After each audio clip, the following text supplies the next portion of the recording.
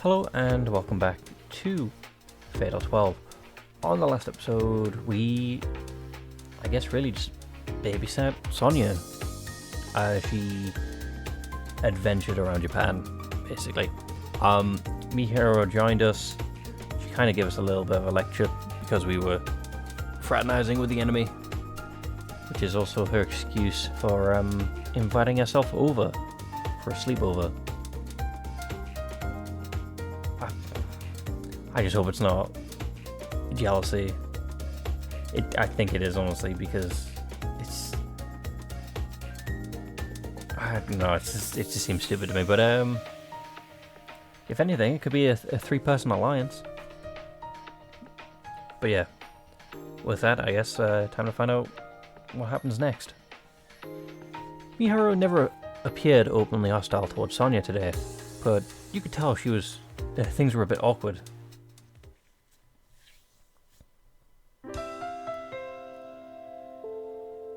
The Salisbury steak was delicious, Miharu. Sonya feels the need to praise Miharu for her cooking after we head up to my room after dinner. Miharu was the one who proposed making it on our own way home. In all honesty. Okay, I had to think about that for a second. She proposed to make food. It's nice of her. It really was. I heard you were a good cook, but that was somehow even better than expected. It's hard not to improve when you're a cook on a daily basis. Oh, sorry. Oh, yeah. It's hard not to improve when you cook on a daily basis. Fair enough. I'm just stupid.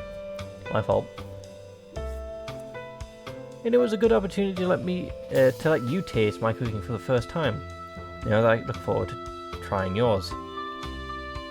Sure, but don't set your expectations too high. I cannot cook to save my life. It's funny, but I cook every day too.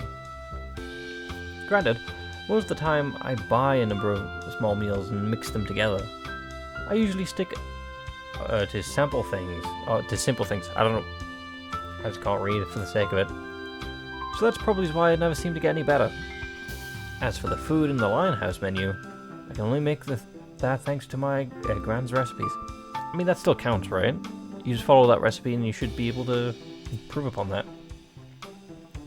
Next, we take our respective turns in the bath, and then spend the night watching TV and chatting away. Rinka, what's the time is it? I can tell it's not morning yet, but for some reason I've woken up. Divine selection time. Nope. Huh? Something isn't right. I realized what it is immediately. Neither Miharu or Sonya are anywhere in sight. I figure something's up when I hear the voices coming from downstairs. Fearing the worst, I make my way to the stairs. What are they talking about? I stop halfway though. I'm not sure what they're talking about, but Miharu sounds rather serious. She obviously doesn't want me hearing or knowing what they're talking about. So if she took Sonya downstairs with her. I realize that I'm listening to the other people's conversation isn't admirable. And yet, I can't bring myself to go back to my room. Well, this is sort of the situation where it's acceptable, I suppose, because it's a matter of, I was going to say life and death, but real life and permanent death, I guess, maybe? Don't you? Yes. I can hear them clearly once Mihiru seems to change subject. As I thought, something isn't quite right. How so? You called me by my name before Rinka even said it in front of you. That means you already knew. Did she? I don't remember. I asked this already knowing the answer, but you have my name card, don't you? I'm sorry. Why are you apologizing? Because I never told you about having it. You're really throwing me for a loop. Miharu seems sighs and massages her brow with the fingers. Fine, whatever. Just remember this. My name is Mishima Miharu. Why do we not have Miharu's name? Yes, I won't deny that. You're an interesting kid. You know that? Miharu's name card. I know her full name, and yet somehow I don't have it. This only means that her real name is something other than what I know her as.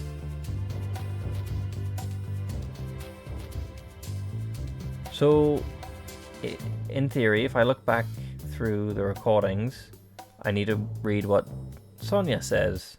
Because Sonya has probably called her by her name. But then again, we don't know Miharu's name.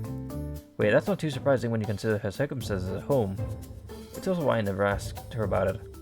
We don't know her circumstances, so I'm assuming it's what maybe her parents aren't together, and she has a mother's maiden name, maybe, or maybe her father's name. I know you're up there, Rinka. I mean, I just noticed. I'm assuming. I think we've commented on this before, but the flame with the clock symbol. It's just I cover my mouth by reflex when Miharu calls my name, despite knowing that it will make a slapping sound. Did you honestly think I, of all people, would notice the sound of your breathing? That is creepy. That is.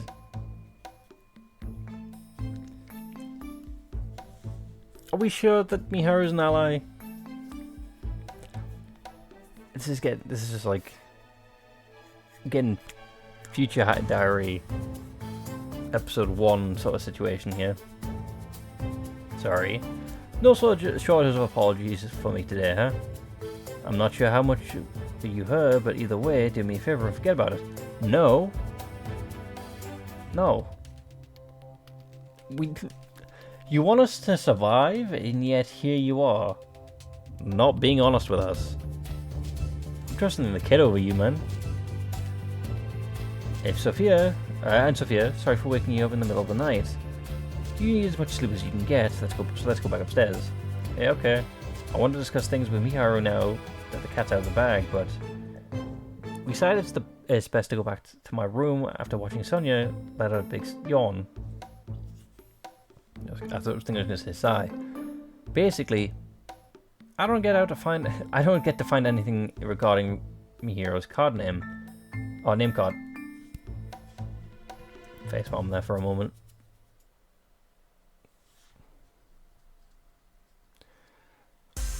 I should honestly be an example of why kids need to keep reading in school, because my reading's not that good. Schools, plural, got more than one. School ends up flying by somehow. Once classes are over, the three of us meet up at the gate.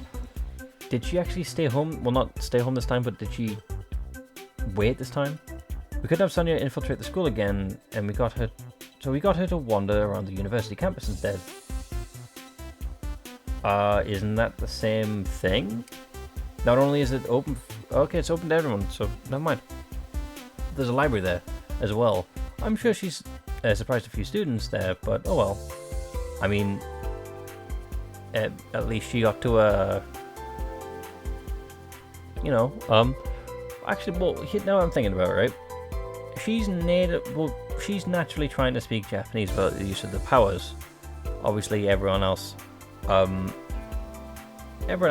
the library, if they talk to her, would speak naturally Japanese. But obviously, since she's not naturally Japanese, would she hear them in Russian? Or since she's not trying to use the book, or well, I'm assuming the book, since she's not trying to use the divine selection powers, would she still hear them in Japanese? But obviously, she has the knowledge to try and translate it herself. Because there's an extra layer to this, because obviously I only speak English, therefore I can only imagine it as people speaking English. That's what I was thinking of, right? Because, for example, obviously we speak English. If we heard it, would we hear it in English, or would we hear it in English with a Russian accent, for example? If Sonya was talking to us. And same as if well, no, actually, no, they already covered this. Because Sonya's speech is a bit broken by comparison. Whereas the tourists earlier in the game, they spoke it and it sounded fluent. So I think that answers my question. Okay, anyway. How about, once we meet up, I realize getting her to do that was a mistake. She took all the books, didn't she? The university here seems like fun. Sonya? Her words pierce my heart. She'll never have the opportunity to attend a university, regardless of divine selection's outcome. I mean, well, if anything, you give another opportunity to, so you can be proud of yourself for that. Even if she was to win somehow, well, I missed that because I accidentally skipped. Do I scroll back? Yes. It wouldn't cure her condition. There we go. Anyway, whether or not she really would die soon after is unknown, but at the very least, she's convinced herself that's certain. That is unfortunate, really. Don't beat yourself up, Brinker, right? Well, actually, well, yeah, because naturally, as Parker said, they all I was going to say 16 weeks. I don't think it is 16 weeks. I think it's 12 weeks. They all said, Parker said that they all made it to Japan at that time in one location. So, meaning, would she have immediately die? Oh well. I don't even know if I read that. Right, I'm happy that I got to see something new. I'd skip through that because I was too busy reading. Anyway. Okay, we should get going. There's lots for us to see today. What do we even, you know? I can't even wait to see anything and everything.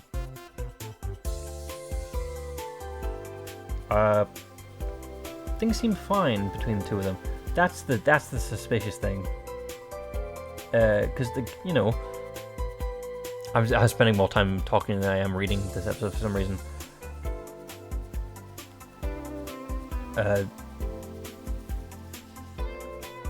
Because like Mihiro's obviously plotting something.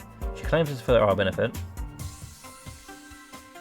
That's why I think Sonya is the more reliable one. Anywhere. I keep saying anywhere as well. Guess they put whatever happened last night behind them. I wouldn't trust that.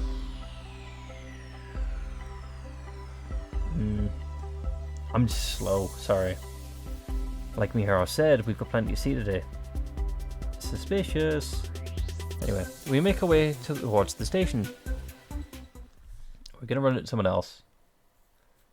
Okay, no, this is a nice background. Anyway, it's hard to sum up all the places we visited. First, the Tokyo Sky Tree. The Sky Tree? I'm assuming it's a tree on top of a very high building, maybe. After that, a Sensoji Temple. Unless the Sky Tree is showing my lack of knowledge around the world, but I was going to say the Eiffel Tower. Well, the smaller Eiffel Tower, because the Eiffel Tower is obviously in France. There's a tower. We made sure to avoid the busy area, but we still got a good look at the. Oh, this is testing my pronunciation. Kaminorimon, maybe? Or is that what the Eiffel Tower is, basically? We saw Roppongi Hills from a distance as well. But before that, we paid a visit to the Jimboku. Is it Jimboku or Jimbocho? Since it served as a setting for an old anime.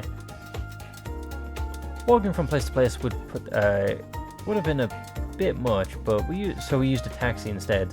Sonya's parents must be rich, since she paid for everything with a credit card, like she did at the Maid Cafe. And she made us pay for things when we first met. I'm assuming Sonya's parents are rich in some degree, because obviously she's been on like life treatment, or rather she's been on treatment for life. That helps a lot, especially when because we also went to Odaiba after getting on the Ferris wheel and seeing the Fuji television building. I'm assuming these are all things I should know about Japan. Obviously not as like common knowledge, but obviously things I've like heard of at least maybe. We had to turn around. We had to turn right around to reach our final stop.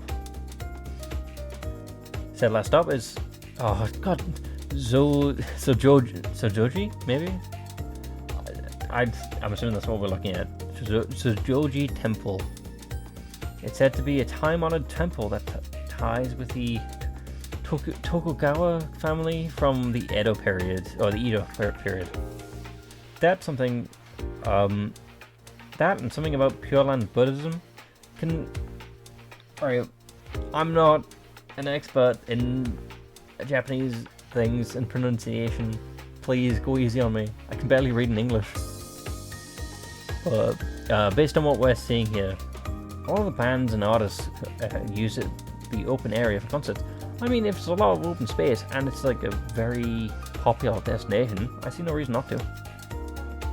The area's name is, and those of its surrounding stations, are based on the name of the huge gate in the entrance of the temple, or to the temple, sorry. So it goes without saying of how impressive it all is.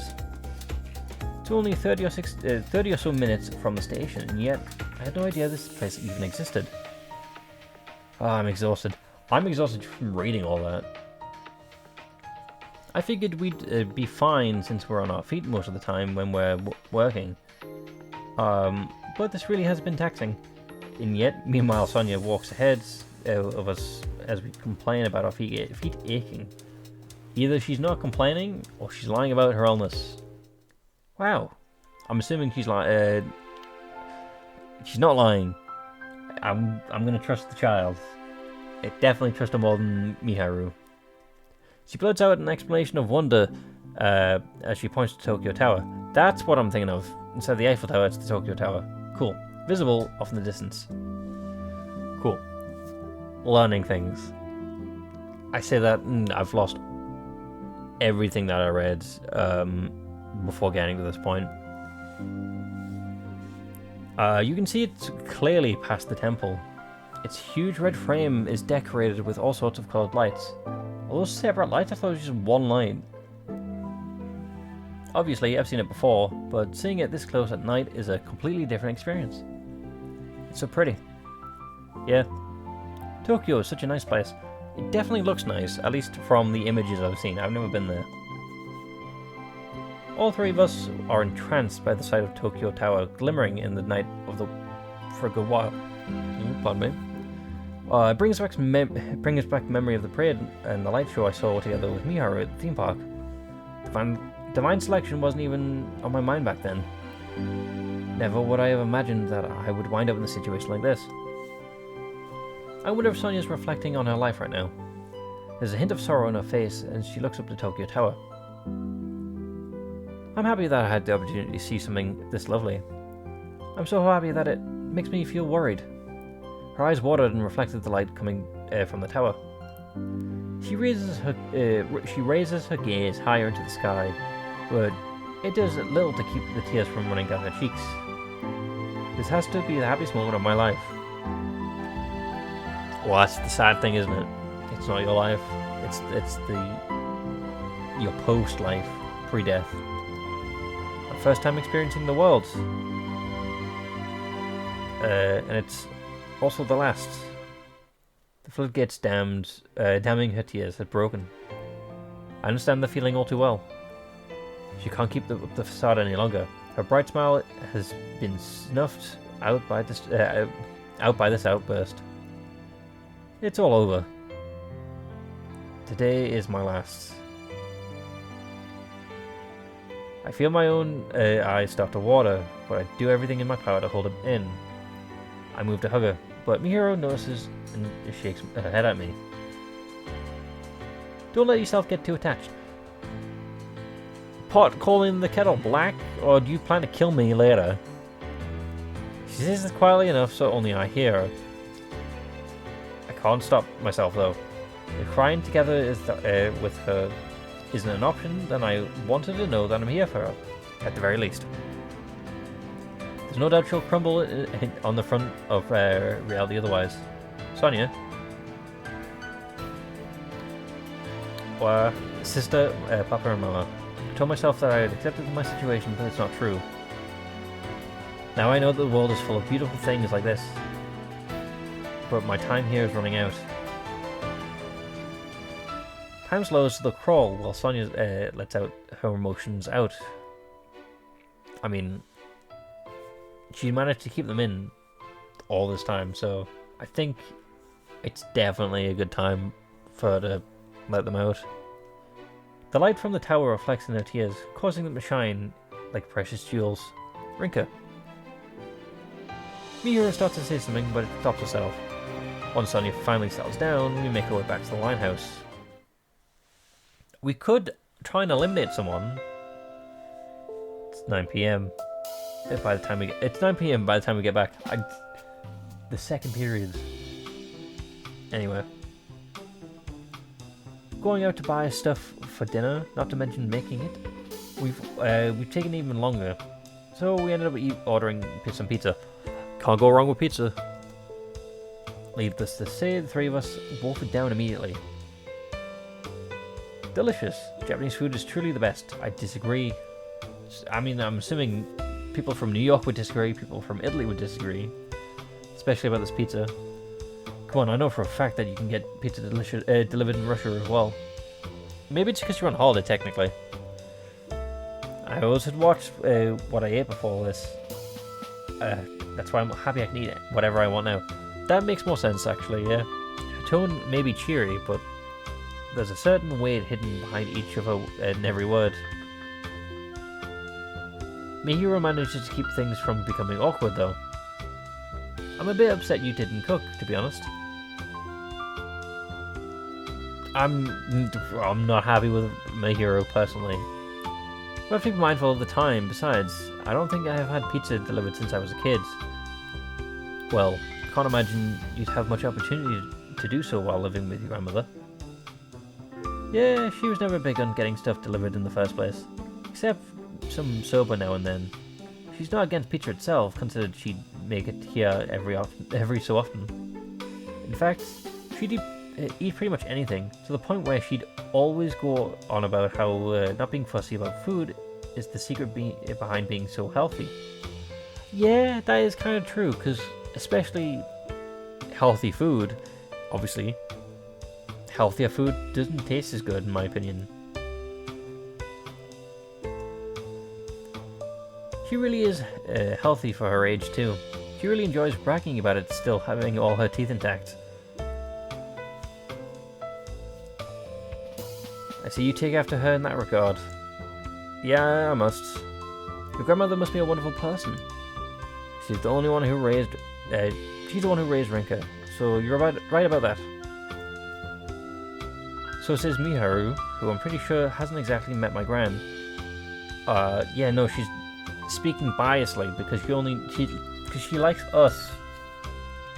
It's that fact. That's a fact that just grates on me, really, because like she's acting biasly against everyone else.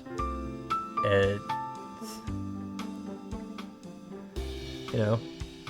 Anyway, I keep saying anyway. There's plenty to talk about while we eat our dinner.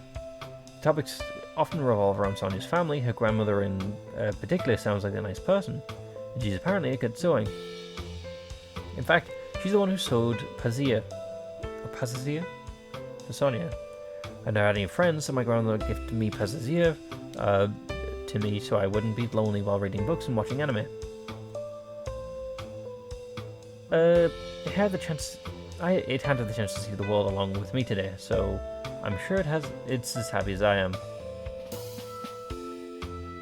A heavy yawn erupts from Sonya after that, almost if it's to lighten the mood. Now that I've eaten, I'm starting to feel sleepy. We did a lot of walking today, so get some rest, okay? Okay, good night. Pessimistically, I would say, is there a point? Optimistically, you could still survive, so go for it, I guess. Saying that, she makes her way upstairs. Mihara and I are alone together downstairs. Mihara ends up being the one who strikes up a conversation while we tidy everything up. I didn't notice anyone following us, so numeral 11 certainly seems to be confident, whimsical even. I could tell Mihara was on edge the entire day, mainly because I was the same way when I first met Sonya. It's not far-fetched to assume that one person could keep an eye on her parents and the other would watch Sonya, since two participants are working together. I mean, you say that, but there's three of us working together now. Well, there's us two working together. Well, not even, because Miharu's hiding her name. In this case, numeral 3, Federico Caminati, maybe? Would probably watch her parents, while numeral 11 would be in charge of Sonya, because she's the one holding her cards. I disagree, because we've already seen the point that Federico's pretty good at following. I understand why she'd feel confident when she's got all three of Sonya's cards, but what makes you call her whimsical? Does she have Sonya's book, though? Because that's an issue when it comes to Sonya learning things, really.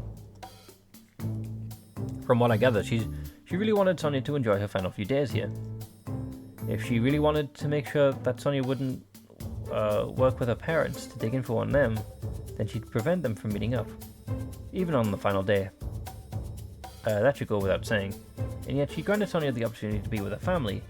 It makes her seem passionate at a glance, but there's something more to it than that. In truth, she didn't place the shackles on Sonya, she tied up the hands of her parents. Because she's got Sonya's book, she's just getting Sonya to look at information. I'm not sure I follow. Well, there's no guarantee that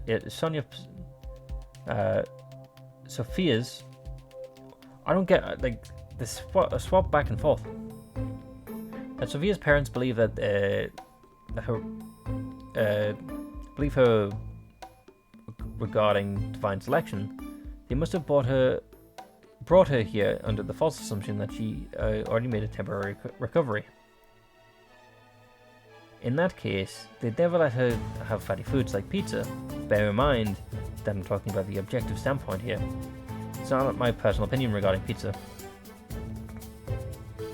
I don't think she would have been able to see the world like she wanted had she stayed with her parents. Do you understand where I'm going with this yet? Nope, not really. I think back to Sonya's comment about having the freedom to eat whatever she likes, pointing out that she must be meant previously she hadn't had that freedom. Sonya's definition of seeing the world at large differs from ours, and numerals 11's actions are enabled her to fill that one desire. Of course, I doubt she'd expected Sophia to run into us. Even then, the desire for her to minimize the regret is definitely there. 2 or 3 days likely isn't enough for her to completely remove her regret. But I think it's safe to say that her tears tonight would have held a completely different meaning had she been with her parents. So, I'm assuming that means you can't change your regret, right? Because obviously she fulfilled her regret, and she might regret something else now. But the regret was based on, it was based on how, or what you had at the time of dying. I see, that makes sense. Not sure I can say if that's his correct opinion, but at the very least, Sonya seems to be happy from the bottom of her heart. This may serve as an important foundation when it comes to learning more about numeral 11 too. That's not the main point of the discussion though. Instead, I want you to consider joining forces with me the remainder of the divine selection. Have we not been working together? I mean, I know we haven't. Point is that we're friends in this game. Why have we not been working together sooner? Tell me your name. She says deep into my eyes.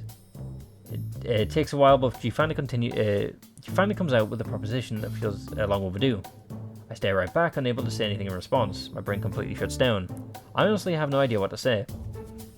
I can hear the sound of her breathing, noticing that her nerves are building with each and every breath. I finally answer. I'm sorry, I can't. Good answer, because that's what I would have picked if it was a choice, if it was yes or no. Because I don't trust her, and she already said herself, do not get attached. You have every intention of making me to the final survivor, don't you? I do, but you need to realize that I'm doing it all for my own sake as well.